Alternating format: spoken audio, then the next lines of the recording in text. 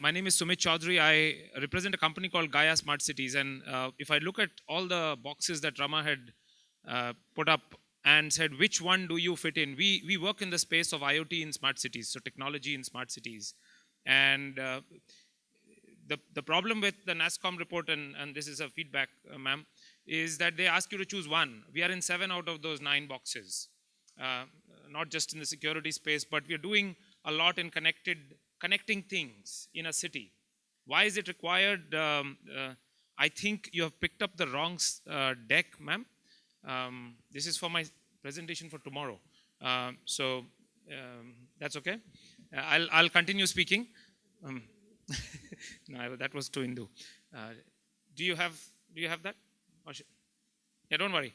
So the government of India started the smart cities mission. So the smart cities mission was one of the first time in the country that they integrated everything that is going on in the country. The Amrut, which is about urban renewal and building core infrastructure in the country. Swachh Bharat, which is building solid waste management and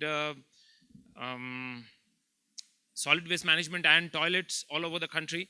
I happen to be in the program director of in the Swachh Bharat mission, so I work 2 days a week in the mission. So I know the amount of synergy that the government is actually thinking about in all these missions put together. Rural electrification, solar. Every department has been told to work with the other department to make sure that these missions are talking to each other. So when Swachh Bharat is talking to rural electrification, they're making sure that waste to energy gets converted. Now, all of these things require technology. And as Rama was pointing out before, a lot of this technology is essentially about measurement. A smart city, you become smart when you measure something. You become smart when you are measuring and improving something. And IoT helps us measure the city, measure the water flow, measure the pollution, measure the traffic, measure how much of energy you're consuming. And only when you measure can you improve. And that is the premise with which we started our company much before the country announced its mission. But our whole job was to say, can I use IoT to measure and track things? If I track things, I am able to see where it is and utilize my assets better. So these are the missions that we were talking about. Hriday is about heritage cities. There are 12 port cities being made. There is a whole mission on smart villages. So if you look at housing for all, so if you look at the smart city mission, they were told to put all of these things together. So we helped 14 cities put up their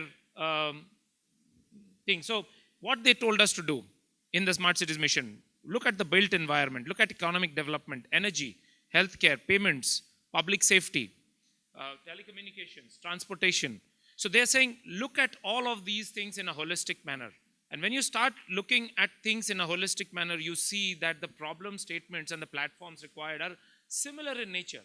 If you did these projects independently, there is no business case. Seriously, there is no business case for doing them independently. When you put them together, suddenly they start making sense. When you're tracking a vehicle for solid waste, is the same technology for tracking the bus for schools, is the same technology for tracking your road rollers and construction material. It is not a different technology. But when they break the problem up into smaller pieces, there is no economies of scale. And the only way IoT will succeed in this country if we can hit economies of scale. I work in the space of water metering. The water meter, if I buy in quantity of thousands, it costs 6,000 rupees. I change the number to 100,000. The price becomes 4,000. I make it 1,000,000. The price becomes 2,500. Suddenly it is viable.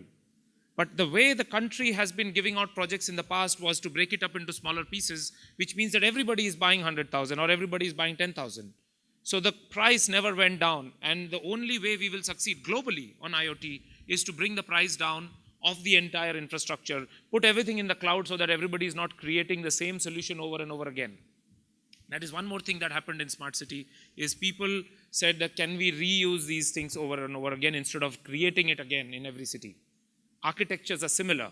All the cities are talking about similar concepts. So I've got a little analysis of what the cities have asked for, and I'm going to go straight to what they have asked for in what they call pan-city common solutions. This is the first time in the country that 22 lakh people actually told the consultants what they want. This isn't what we consultants told the city what they should have, but citizens asked for certain things. And I have analyzed all the cities. I mean, this is all which city has asked for what. They have asked for development of their heritage sites, transit infrastructure. These are some of the other solutions that they talked about, affordable housing. So these are infrastructure-like things that people have asked for. So let me go to the slide which talks about the technology of what people are asking for. Centralized command centers. What does that mean? You're gathering information from your transportation, water supply, electricity, public health, security, and bringing that data back into a common control center such that the city can react to these things. Smart parking system. A lot of cities have gone into it, but again, if you don't have a common parking system across the whole city, you're going to have to invent the solution for every parking lot. Again, you have to talk about it, the solution to be in the cloud, and each parking operator just subscribes to the model. The sensors are similar, the car has the same sensor, the spots have the same sensor, so you don't invent the wheel again. Transit operations, smart metering. We talked about smart metering, smart power, gas, water, all the meterings infrastructure. Public transport with information sensors in the buses so that you don't stand in the queue for longer than you need to. When the bus is coming, you are able to know when the bus is there. You are able to come to the bus stop in the right time. The bus stop displays how long it is going to be. So there are some common ways in which we can solve the problem and we don't do it again. Payment systems. Again, thanks to the demonetization, payment systems have taken on in a big way, and we will see this movement to e-payments of everything, e-payments of toll, all of those things. When toll comes back in again in the next week, we'll see that taken off. Today's newspaper had the whole insistence that all vehicles have an RFID on it. We suggested that to the Delhi government for solving the odd-even problem, for that matter. I went and pitched to the government to say, can we tag every car? You don't need to have 10,000 people monitoring the vehicles. I can tell you which car is odd and which car is even without even looking at the car. They loved it because it was a zero cost, as you were saying, zero gravity solution from the previous session. It did not cost anything for the government to do that. The tolls paid for the whole solution. But the government cannot buy a free solution, you know that? The government cannot buy a free solution. Somebody will go to jail. Gopal Rai bought a free solution for a bus tracking system and had to resign. So anyway, so I could not sell a free solution to them. So anyway, odd even has gone away. I don't know how many of you like it or don't like it, but it's an IoT. It's a simple use of IoT in a network setting across the whole city.